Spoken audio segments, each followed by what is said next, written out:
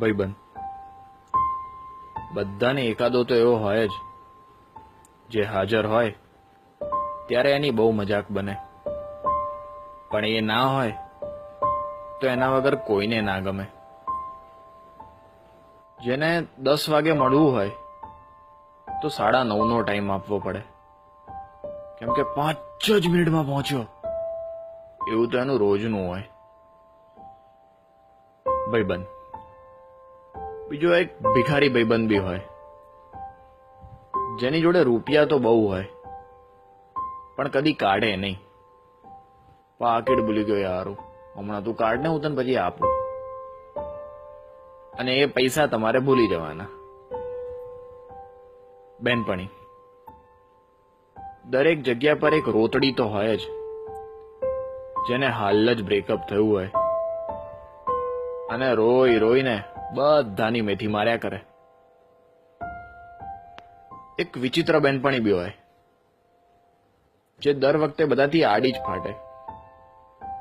જ્યારે બધા તૈયાર હોય ત્યારે એના જ નખરા હોય.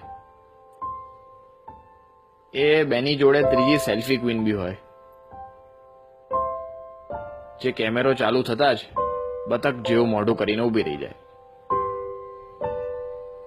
બબાલ્યો દરેકની એકાદો બબાલ્યો ભાઈબંધ બી હોય, જેને મારા મારી કર્યા વગર ખાવાનું જ ના પચે.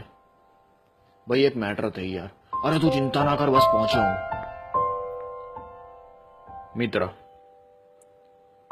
બધાનો એક ફેંકું મિત્ર હોય, જેની બધે પહોંચ હોય પણ જરૂર પડે ત્યારે એ નંબરની બધી લાઈન કવરેજ ક્ષેત્રની બહાર જ હોય.